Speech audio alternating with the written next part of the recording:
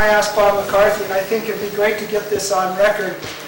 You know, they talked last week when I listened to Silva's thing, and I know where the Italians came from.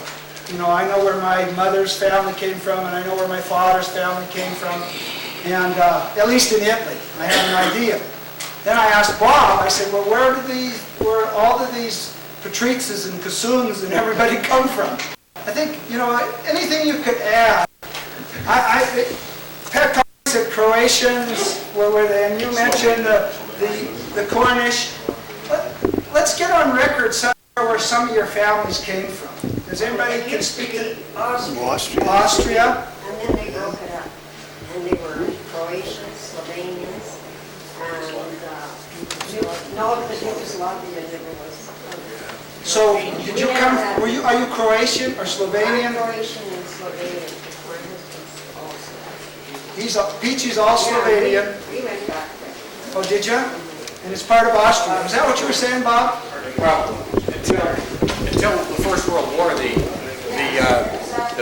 people that used the Latin alphabet and were for the most part Catholic were under the domination of the Austro-Hungarian Empire. I mean, that existed for hundreds of years in different forms.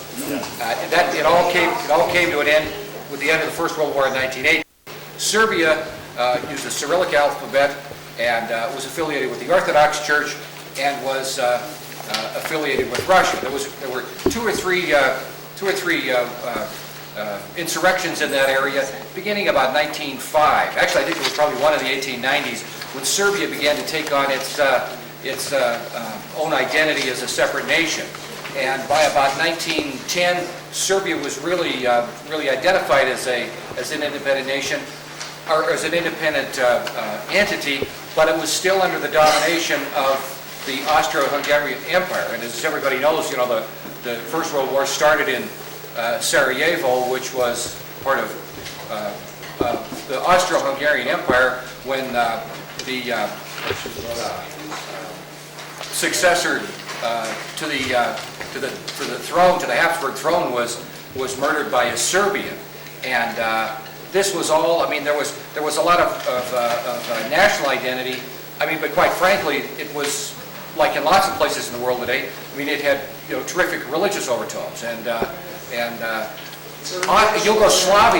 Yugoslavia was created after the First World War. During the Second World War, Yugoslavia was, as it had been for many years, was under the control of German forces. In fact, the Nazis were in control of that whole area. And at the end of the First World War in 1946, when the Cold War started, then Marshal Tito, who in fact was a Croatian, affiliated in the entire area, Yugoslavia, which was a combination of Dalmatia and Slovenia and Croatia and Montenegro and Serbia, and it became affiliated with Russia. So it went from it was really a turn of 180 degrees. During the Second World War, it was really dominated by Germany, and during the Cold War, it was dominated by Russia. And those people who had a different religious bent or a different language background, all were opposed to whoever was in power. I mean, that's the long and short of what the trouble is. Was everybody born in the United States that lived in McQueen, or were some? I was going to tell you, like my family, the oldest brother would come, and it's the same with Victoria's from Italy. The oldest brother would come, he'd make enough money to send for another one. Pretty soon you had 3, 4 brothers, and they didn't necessarily come to Butte. Like they'd go to down into Utah and Nevada, and they were working in the mines. And when these mines started, they gradually come up here, and that's the way Victoria, 5 or 6 Italian brothers, and they were about 15 years old when they started. Yeah. My dad was like that, 14 or 15.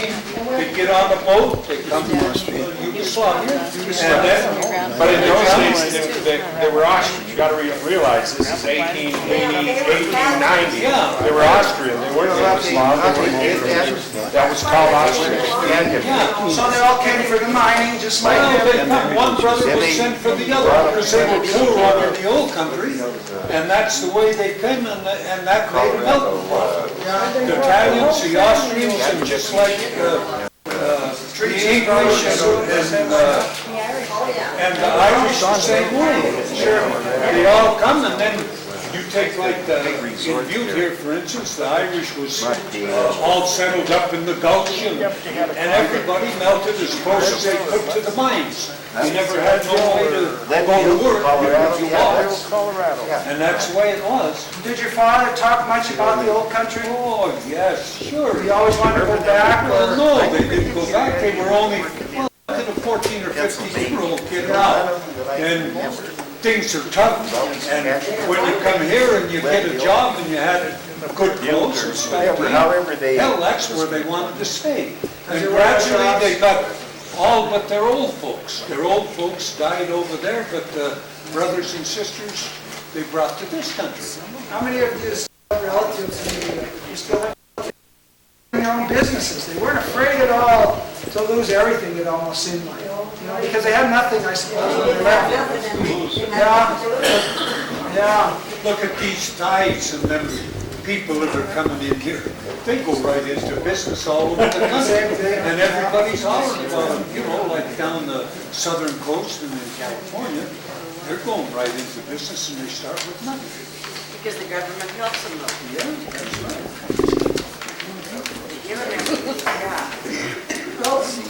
Give me some ideas on some other things that come to your mind. Chaz? I wonder if anybody remembers any of the peddlers used to come through there.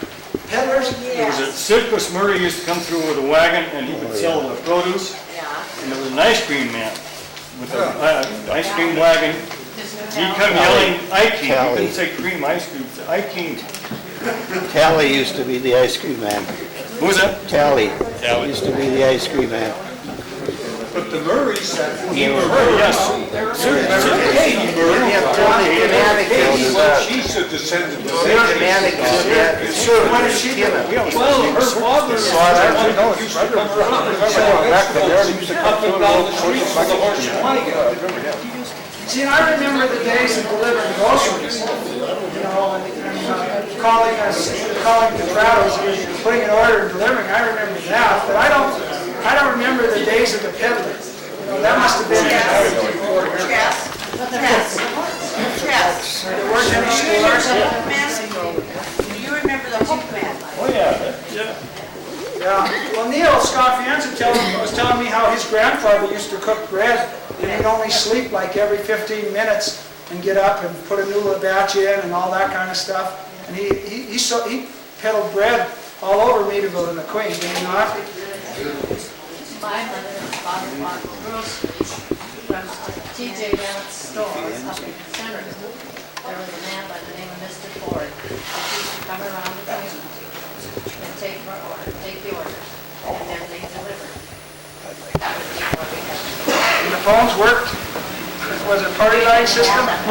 Hey, Jim? Yeah. That Thomas, their father used to go up to El Park and he had a suitcase and he used to sell clothes all over and that's the way he started. Just like Tony Canonica's father. He went out, we used to see him, McQueen and Meadville, and he had his can. This is George Thomas's father? Yeah. And Tony Canonica that just died, his dad started as a tinner. And they'd go and fix your pots and pans and grind your knives, you know. Well, I think I heard about the knife sharpening thing. Well, Jim, I was told a story about my grandfather used to deliver, he had the cemetery. At the end of the day, he'd haul his groceries with a horse and buggy, so after he got through hauling his groceries, he'd stop at his drink, and the horse would take the buggy over. The groceries were still in there? No, after he delivered the groceries. He'd stop and sprint with the horse and take the buggy over. That was the cemetery grocery in Meadville. Yeah.